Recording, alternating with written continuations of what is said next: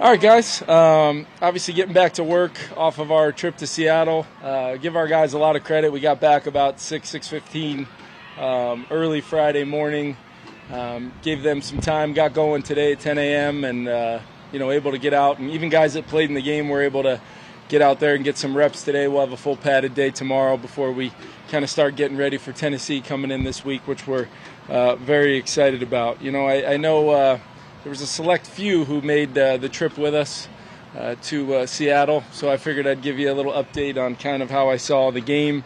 Getting off to a good start defensively, felt the physicality, felt those guys flying around. I thought the tackling was pretty strong, especially with that first unit that was out there, albeit with a very, very limited menu of what they've been practicing. So really positive, a lot of performances that I could point out, but I would just say I was really excited about the guys we had play early in the game and really what came out and what was on the tape when we went back and watched it.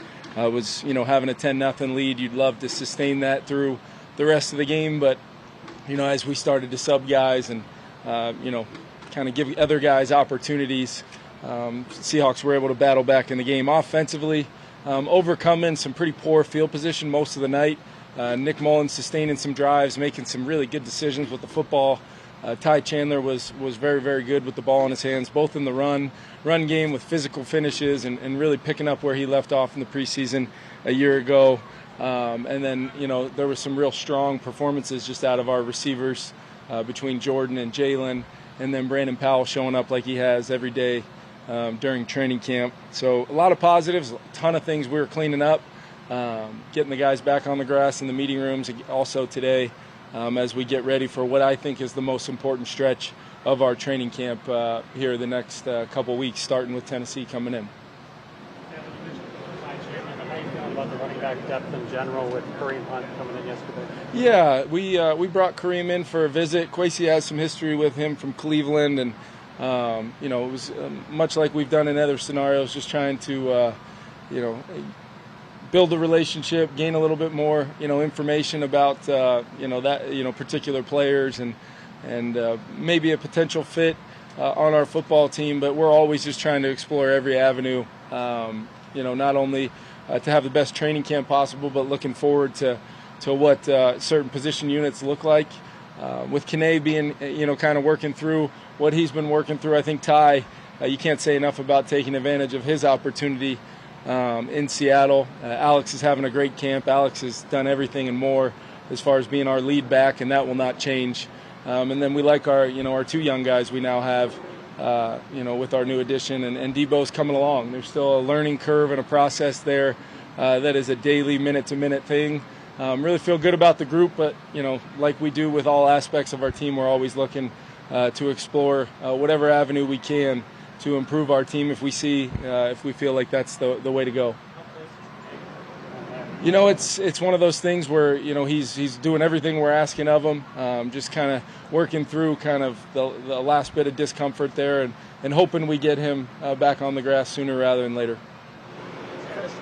From the injury perspective, Jalen Naylor, it seemed like you thought he was going to be back a little sooner.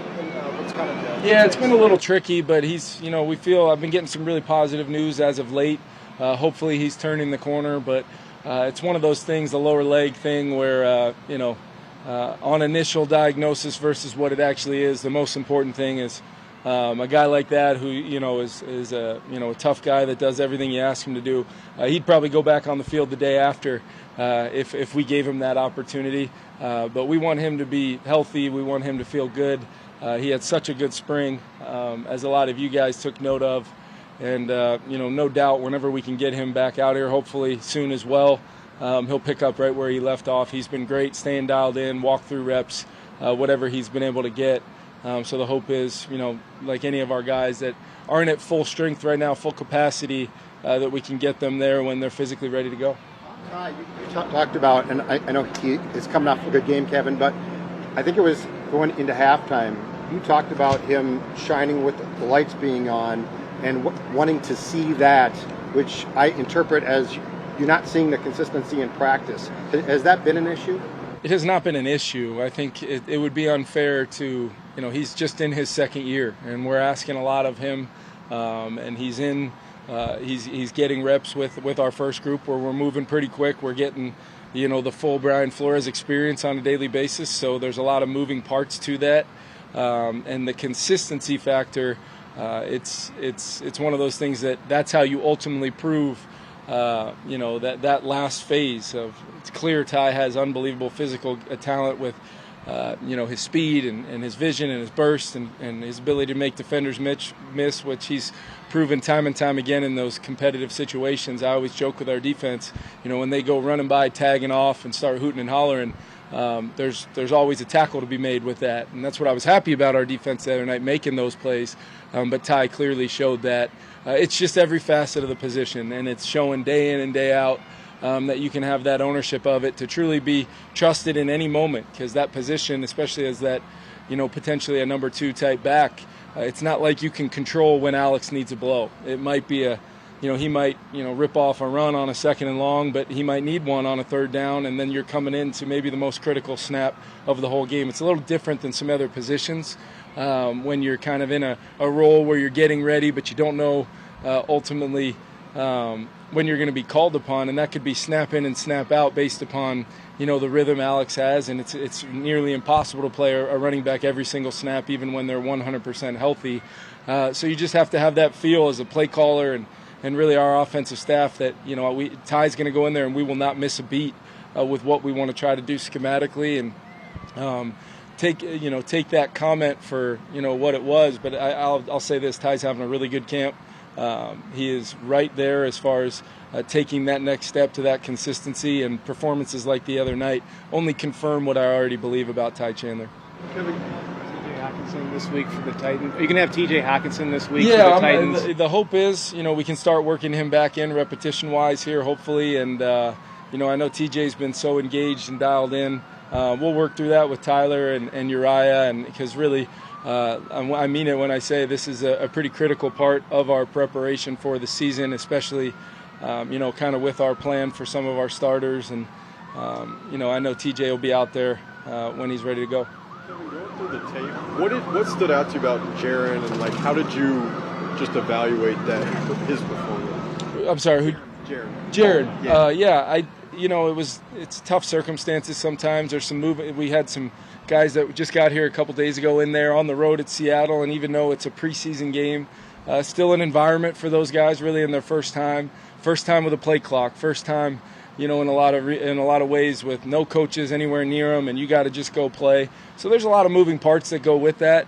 I thought his athleticism showed to get himself out of some real problems a couple times, and I know there's some throws that maybe he would like to have back, but that's every young quarterback getting their first opportunity, over this course of this weekend and this past Thursday. So I thought it was a good growth moment for him. Dialogue on the sideline, what he's seeing is always a big indicator of, what kind of field vision he currently has, and he's looking at the right stuff. And then obviously his ability to, use his athleticism was a good thing to see and show up in an NFL game environment.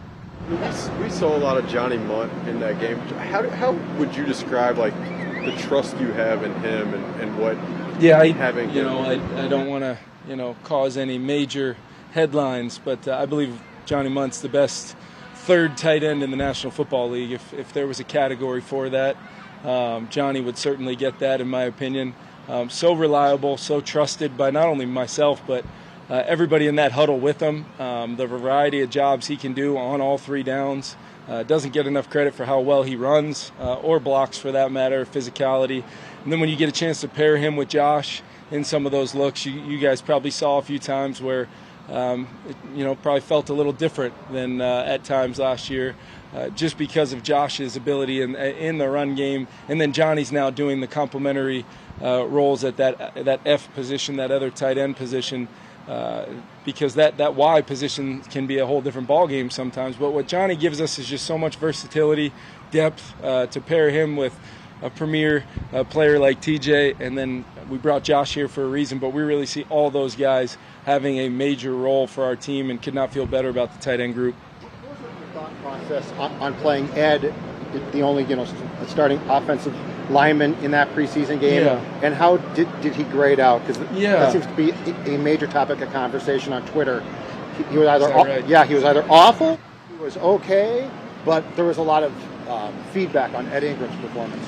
Yeah, first and foremost, Ed played a lot of football last year, but he's still in his second year. There were some other second-year players out there as well to make sure that we're doing our part to get those guys primed and ready for the season and all that will entail for them. Ed really wanted to play. He was fired up for the opportunity.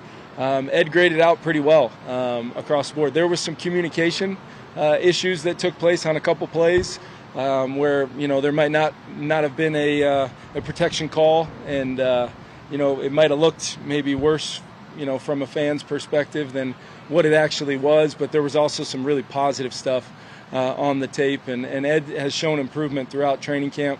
Hopefully we'll continue to see that throughout the joint practices and whatever work he gets the rest of the way in the preseason. Ed's played a lot of football really next to a guy like Brian O'Neill and Garrett next to him, so he's out there with some new guys, and continuity along the line is a big deal. But as coaches, we look at it from a standpoint of each individual player, what could they control based upon all the determining factors involved, and then they get their grade that way. And then sometimes with a player like Ed, you're asking for a little more. Hey, make that right. That call can't be made in that moment, or we need a call, make a call. It doesn't always have to be Garrett or those tackles echoing calls from outside in. And that was a great experience for Ed that he wouldn't have gotten had he not played. So it's just about the repetitions. We're trying to get certain players, and we truly have an individual plan for every single player on our football team, from the 90th man all the way down to Justin Jefferson, as far as what we think is most important for those guys to be ready for September 10th against the Bucs. Ask me questions.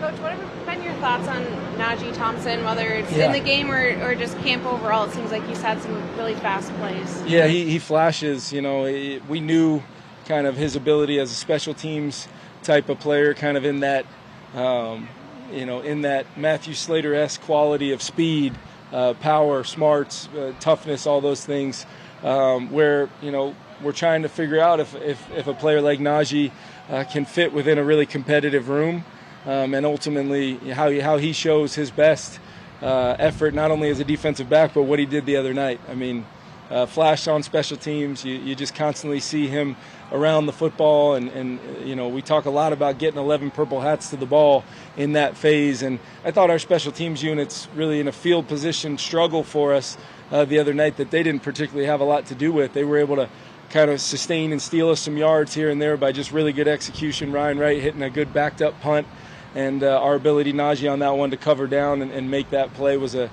big deal. Whether it's a preseason game or not, I'm always watching how our team is kind of handling complementary phases of football. Whether it's our starters out there or not, that's our team collectively trying to manage that together, pick each other up when we need to. I thought there was far too many penalties the other night, but that's to be expected in the first preseason game at an environment, albeit preseason, like that. If I can ask a quick follow-up, sorry, just there was the play after Najee's play, and then later when Jalen Williams had the interception, the camera flashed a couple times to Harrison Smith on the sidelines, and just his excitement and going over and talking to the young guys. What does it mean when someone of his caliber is keyed into the game and excited for his teammates, even though he's not playing? That's kind of the stuff that doesn't need to be said when you feel like you've got the culture right and you got the right kind of guys. I just every once in a while kind of took notice of that across the board, all positions. Nikhil makes that catch, and you see JJ and KJ right there, the most excited guys on the whole sideline for him. You saw examples of that all night. Alex Madison meeting Ty Chandler right on the chalk as he comes off the field after a couple of great runs, and it's a pat on the back. You're doing a great job, but there's also mentoring. Hey, did you see that strong safety down in the box? It was probably going to be blocked like this. Did you notice that? I just hear that stuff. And it's not always coming from coaches, which is exciting, and it lets you know that we're doing something right. But once again, our guys got to go prove that, and every opportunity they get to stamp what we're doing here, culture-wise, and building our team. Last two, Jordan's catch the other night. We've seen his body control in practice on the sideline. Just how advanced is that for someone so young in his career? Yeah, it's really special, and it's almost to the point where he's able to make those plays, and in real time it happens so fast. I wish, some of our eyeballs could maybe move as slow as his body movements can when things speed up that quickly, and would have loved to get him credit for that. But I could promise you I showed that play in the team meeting this morning and made sure to highlight it in slow motion so that I could fully grasp what happened in the moment. But, yeah, he made he showed up like he has all training camp, and it's one of those things where in game I'm lucky I had kind of predetermined some things, because you find yourself, hey, leave him in there for one more, especially as the play caller there in the first half. That was kind of what I was, itching to potentially do. But he's having a great camp, and it showed with some of the plays he made the other night. Last one. Is he as advertised in terms of route running and kind of? Yeah, that body control that he makes catches with, those are the subtle nuances that I see when he is running routes. His attention to detail of how we're coaching, and he watches very closely when he's not taking reps. He watches JJ and KJ and some of our other guys and understanding what tools he can add, because he's capable, and it's something that's exciting to see. And ultimately, Jordan's going to have a big impact on our team this year, and we don't want to by any stretch put pressure on him or before he's ready to do certain things, but he's proving time and time again when we give him opportunities, he's not only making plays, but he's consistently demonstrating he can do his job and then some, right along with our other guys in our first group. Is Asamoah hurt? He hasn't taken part, I think, since the Tuesday night practice. Yeah, so he was. The plan was that we were going to try to get him some snaps, and then through travel and kind of the game day feel, had it been a regular season game, he's probably playing, but we just determined that we wanted to be smart with him. He was just going to get, very similar to some of our other second-year guys like an Ed or some of those other guys. He was going to get just minimal work, but he was still feeling some discomfort. Didn't want to aggravate it knowing how big this next week was, but he was definitely, advocating to play all the way up until kickoff. Do you see Kirk playing in any of the remaining 2 preseason games, or are these joint practices going to be enough? We'll determine based upon the joint practice work if that goes for everybody. That either sat the other night or maybe guys that played that will get enough work in those joint practices. But like I said, I'm not making it up when I tell you we've got an individual plan for every player that, Tyler and I have spent a long time really taking a look at total reps throughout training camp, total reps of those joint practices, what we're going to script, what we're going to put in play to kind of see our team, and then we'll determine at that point, whether we've got to adjust and make sure the number one priority that I have is always building things backwards from September 10th and making sure that we're doing the things our guys need to be ready to go.